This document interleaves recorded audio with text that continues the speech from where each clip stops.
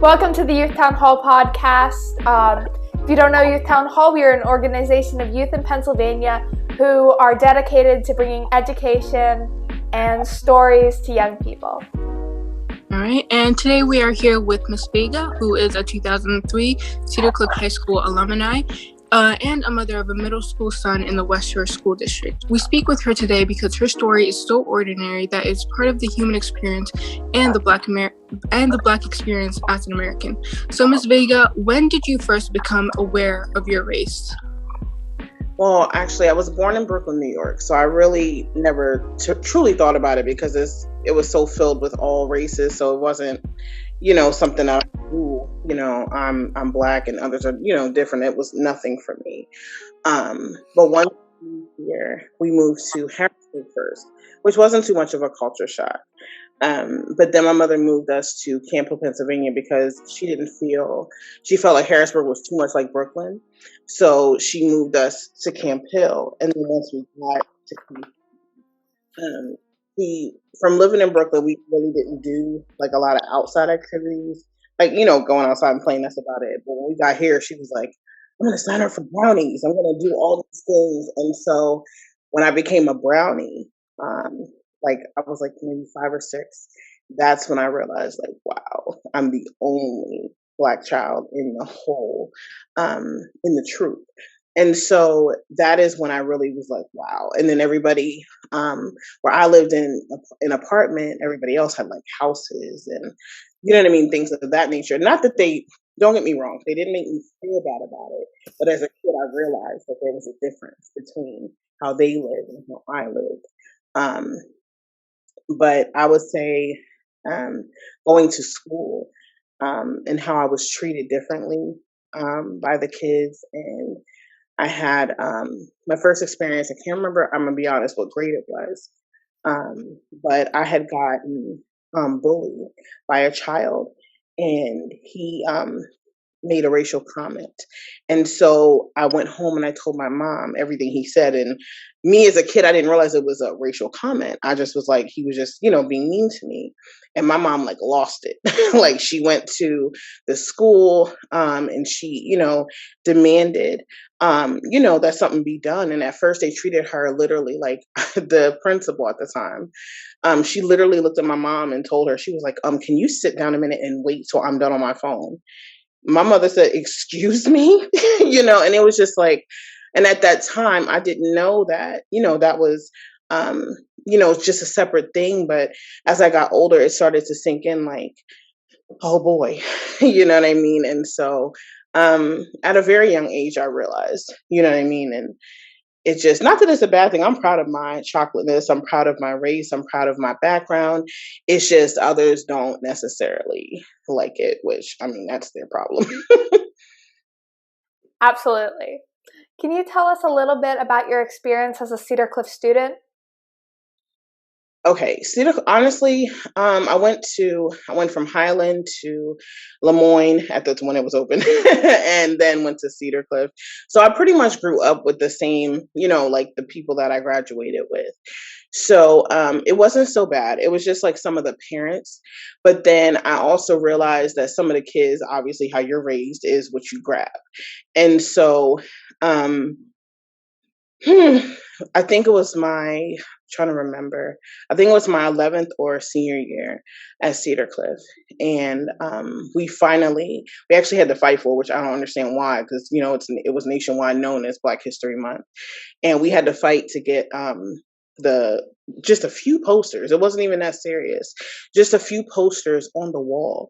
When all this time, they had old outdated posters that sat there for months. Nobody said anything, nobody ripped them down, but we finally got the posters up. And when I tell you the feeling, like the negativity just from us putting up some posters to inform people about the contributions from the Black community, it just was such a negative, a reaction to it. And literally, I kid you not, March the 1st, when I tell you all of them were ripped off the walls, it was just, just it made me realize, like, wow, things have not changed.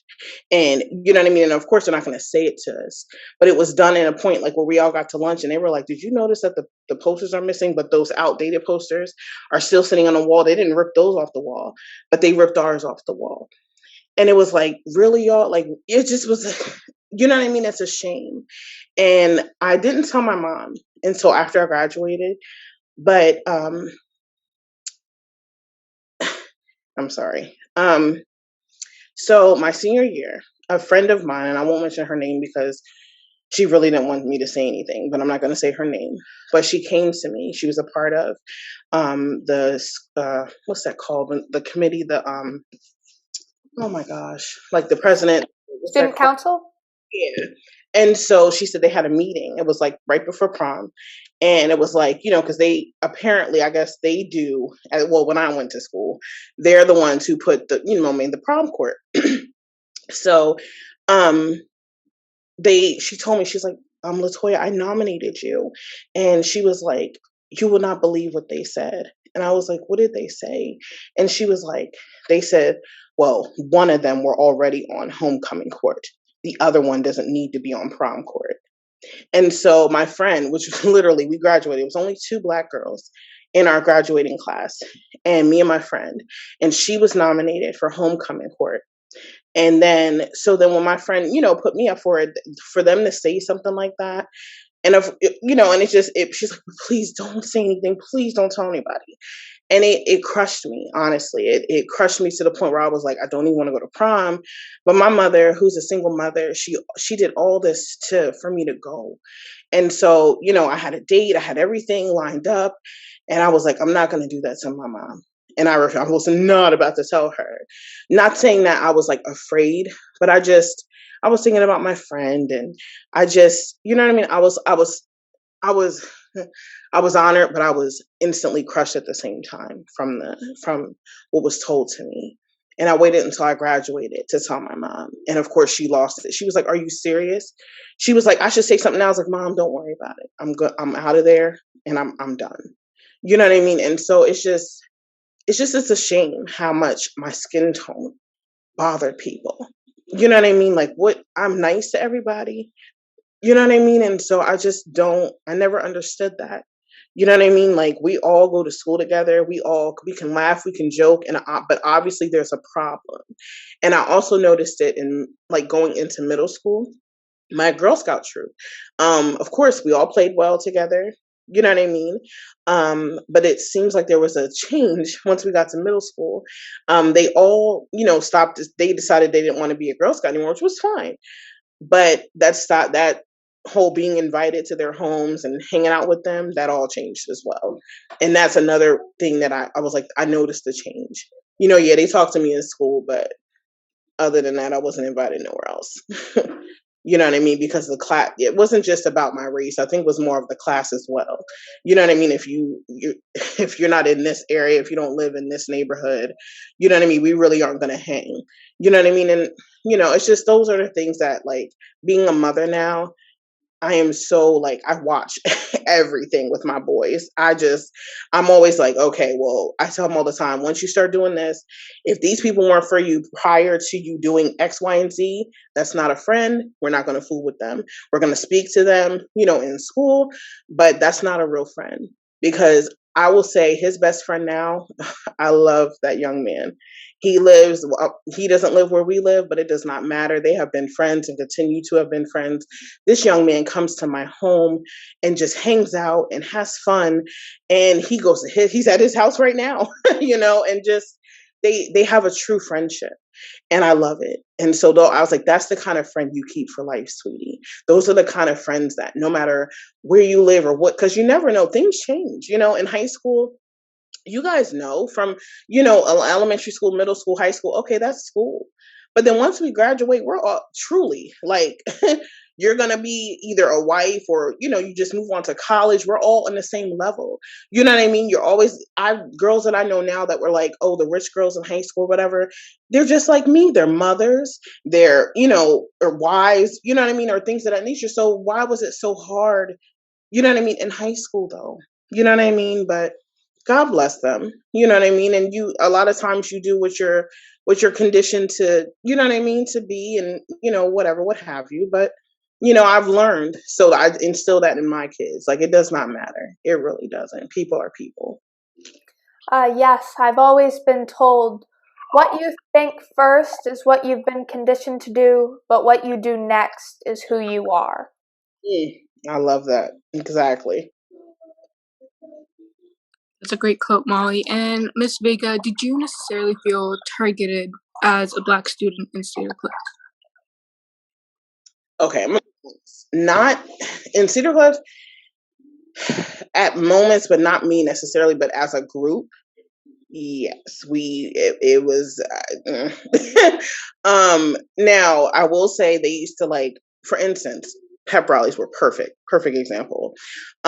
We would have a pep rally, right? And the music be playing, and it was fine. You know what I mean? But then the minute they played something that, I'm not gonna say we have every race has a certain type of music, but if they played something that excited us, I'll say it this way: if they played music that, like, some of the African American kids got excited about, and like when we would get a little hype, like they would, the minute they saw us getting excited, like the music literally would get cut off. And so a lot of times I noticed a lot of my friends started, like, skipping the pep rallies. They started not even going because they were like, is that, you know what I mean? He was like, we weren't even doing nothing. He was like, we got a little excited because, a song we liked came on, and they panicked. You know what I mean? Like, it was no cursing in it. There was nothing. Cause why would you, obviously they're not going to play a song that curses at a pep rally for a school. You know what I mean? So they weren't playing nothing that was bad or anything. You know what I mean? We just got excited. We're like, oh, you know how you do when you're in a car. You get excited. That's your song. You know what I mean? So we would get excited. We're like, yeah, girl, ow. And the minute they would say, oh my God, I kid you, I couldn't believe it. I was like, we all looked at each other like, why'd they cut the music? Like, because they were playing the music as we were coming in to sit down. We sit with you sit with your grades. I'm not sure how y'all do it now because I'm old. But you know what I mean? But it was crazy, like how, and I didn't experience it, but a lot of my friends would tell me about their experience, and it bothered me. Like, my one friend, she was in the group home, and she had came to me. She said, "So you'll never believe it." She said, they called me to the office. She's like, I didn't even do anything.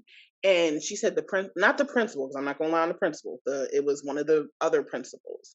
And she said, do you know what he told me? He was like, oh, well, they told me it was a Black girl with glasses. So I assumed it was you. She said, so I'm the only Black girl she's like, oh, so, you know what I mean? Because I'm like, for real. She's like, I was so angry. She was like, really? Like, the stuff they used to say to some of the kids. I think also, I'm going to be honest, it was me. I think it was because my mom was, like, always on it. Like, they knew my mother did not play.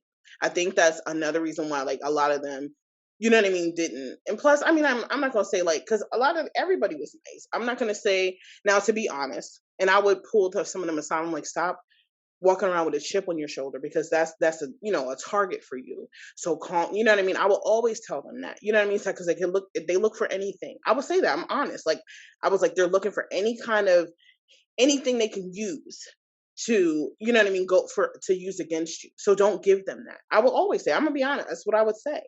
And so some of them will listen, but some of them would just be like, no, Toy, that's not fair. So what? We a little, you know what I mean? It shouldn't have. I was like, I'm not saying, like, kiss they behinds or nothing. I said, but don't walk around to a point where they just gonna pinpoint you because, oh, you know what I mean, you're always getting smart or whatever. I was like, don't give them nothing to use. Don't always say, don't give them ammo. Don't give them no ammo to use against you. And there's no reason for you to always be upset. Calm down. We're gonna be all right. And a lot of times, like, two of my friends, they were going to, this was not my senior year, but it was like, I think my 11th grade year. And two of my friends were going to fight, and I jumped, the one guy grabbed the one girl, and then I was in the middle. I'm like, what are y'all doing? You know what I mean? Because they, you know what I mean? I was like, they would panic. They're ready to call the cops. They're ready to do all these things. But I've seen two white kids go at it, like tear it up, and no cops were called. But the minute one of us would get hype, oh my gosh, if there was any, oh, we need, really, if be equal. If you're going to call the cops with one type, call the cops with everybody, because a fight is a fight is a fight. It does not matter who is involved. The cops, if you call the cops for one, you need to call the cops for all of them, or don't, and take care of the problem inside the school. Why would you try to ruin someone's reputation? Why would you try to hurt someone? You know what I mean? We're kids. At the end of the day, we're kids. Y'all are adults. We're kids. Yeah, okay, some of us are 18, but at the end of the day, you're still our elders. Like, mentor us, say something to us before you just, I can't talk about me, because like I said, I didn't fight like that. You know what I'm saying? But for other people, I would always say, like, come on. You know what I mean? Like, and the stuff that used to it was crazy. Like, some of the stuff that went on. And of course, a lot of stuff they held back, and they're going to cover, and they're going to, you know what I mean? And to protect themselves, which, I mean, what company or whatever school, you know what I mean, doesn't, but it's just a lot of the stuff wasn't right. It's not right, and it's not okay.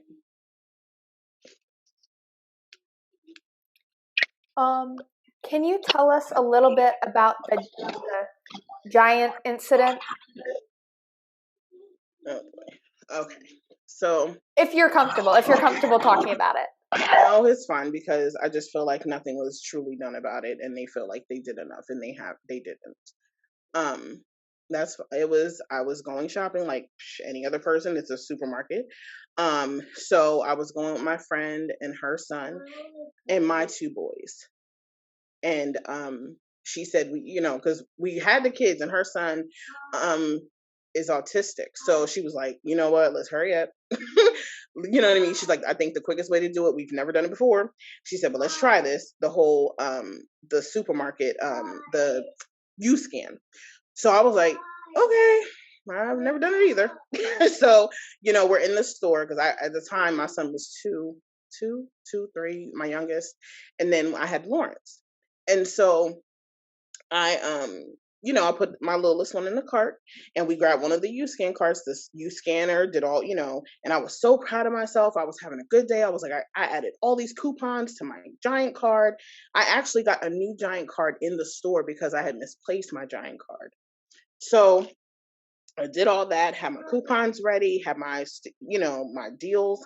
I knew what I wanted to shop and what I wanted to buy.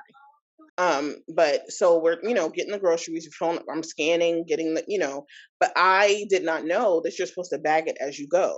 But you know what I mean? So we're just putting the groceries in the cart, I'm scanning it. And then, so by the time I got, to check out, I gave the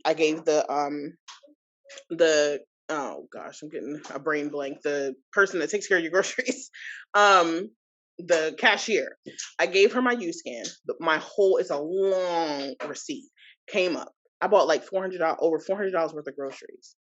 And so I didn't bag my bags. She let me go through without bags. I was still in the store. I went to the eating area inside the store. Then I realized, like, oh, okay, with the coupons, I didn't spend as, I have a lot left. So I was like, okay, I'm gonna go back and get some more stuff. So I went back to the store, to shop, but this time I went to a normal, cashier. I didn't do the U-scan, went to a normal cashier, and I got, I got some more groceries. So we come out, so I'm like, all right, time to bag the stuff. So we're bagging the stuff. Lawrence went to Starbucks. He got him something to drink. And so in the midst of us bagging the bags, I'm like, what do I have this receipt for? So I just threw it out. So I threw it in the trash, still inside the store, threw it in the trash. And we're, me and my friend were, bagging our groceries. And so we go to walk out. We're talking, just vibing. And a cop, before I could even realize what happened, the security guard in the store, or as they call them, loss prevention, right? Yeah, real lost. Pulled my children aside. Because we had 2 carts. So Lawrence and my friend's son had a cart, and then I had a cart, but I was behind. I was in the second cart. They pulled them to the side. Not supposed to do that because they're minors. Pulled them to the side. He comes. He's like, "Can I talk to you for a minute?" The cop. So I'm like, "Yes." Because I'm like, at this time, I'm like, you have no reason, you know what I mean, to like, have to talk to me. But I'm like, okay. He was like, I'm gonna be honest, I don't remember exactly what was said, but pretty much it was, they got a call saying that there was 2 Black women bagging groceries that they didn't think they paid for inside the store that I never left. Okay, 2 carts full of food, really? And I stole it. and I'm on camera. So all this time they're acting like they can't look on the camera because I'm flustered at this point. Because now you've pulled me outside in front of all these people. I live in the area. So you pulled me to the side with 2 cars full of food with a child and my oldest son and my friend and her autistic son. And so we're sitting there looking like, are you serious right now? And then I said, I just threw my receipt away in the store. Why did I go back to the trash can? And my receipt, now the other trash, which was my little son, he had a lollipop, and my son threw his drink away. Why was the drink and the lollipop in the trash, but my receipt was gone? So somebody took my receipt out the trash. Why would you do that? So then he was like, oh, well, if you have, now mind you, the whole time the loss prevention guy is following me around the store. There are other white people saying, yo, this is so wrong. What are y'all doing? Like, y'all doing this because she's, like, literally they're saying, y'all doing this because she's Black. And that's jacked up. So I'm crying, like, because I've never been in trouble. You know what I mean? So I'm like, really? So I'm panicking because I'm with my children. I'm not by myself. I wasn't by myself, but I felt by myself because I'm with my kids. I'm the adult in the situation. So I felt alone. You know what I mean? And my friends, upset. She was like, y'all are doing her. So she stayed outside. She's like, I'm going to stay outside with the kids. You go back in the store. And so by this time I had called my niece. And I called my sister, and then I called my niece because I'm panicking because she lived in the area. So she comes and she's going off. She was like, are y'all serious right now? This is what y'all doing to my aunt, and y'all doing this because she's Black. And the whole time I'm in a daze because I can't believe. And then what ticked me off even more is that I know that the cashier, now mind you, I'm not gonna lie to you, at the time my brain was blurry. So everybody, I kid you not, it seemed like that day every girl had they had blonde hair and had their hair in a ponytail. So I couldn't really pinpoint what girl took care of me. And I'm saying to myself, why don't somebody speak up and say who took care of me? Like, in my mind, I'm saying that the whole time in my mind, I'm saying that. Like, you really let me stand here and look stupid, but they knew they would be in trouble because y'all didn't tell me to bag my bags before you let me go through your lane because you knew you didn't tell me protocol. I did not know that. So the whole time I'm just looking like, for real? I was like, look on the camera. I'm saying it out loud. I'm like, look on the camera and see who took care of me. I'm saying this with tears in my eyes. I'm like, look on the camera and see what girl took care of me. Y'all can see the camera. Look on the camera. The manager's out there, he was like, man, could you please? You're making a lot of noise and a lot. I said, I'm making noise because you're embarrassed. You're trying to embarrass me for something that I know I didn't do. And the cop keeps saying, well, if they want to press charges. I said, press charges for what? For what? I paid for my stuff. Now, mind you, this is almost 2 hours later. I was trying to leave at 6. I didn't leave till 8. They sat me outside looking like a criminal. The only thing that saved me was the fact that I used my own card. I called it on speaker on my phone. And because then they act like they couldn't find it on my bonus card. Your bonus card has your history. Your bonus card has your receipt on it as well. They act like they couldn't find the receipt on my bonus card. All this stuff that they say Giant can do was not done. The U-Scan should have pulled up my stuff. Why didn't you look on the U-Scan? And come to find out, a friend of mine said they used to work at Giant. They said U-Scans have cameras. Why didn't they look on it? So all the things that they could have took to protect me as a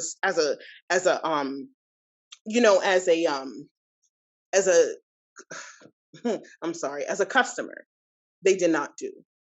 And so the manager tried to come out. He was like, you got to understand where we're coming from. I said, excuse me.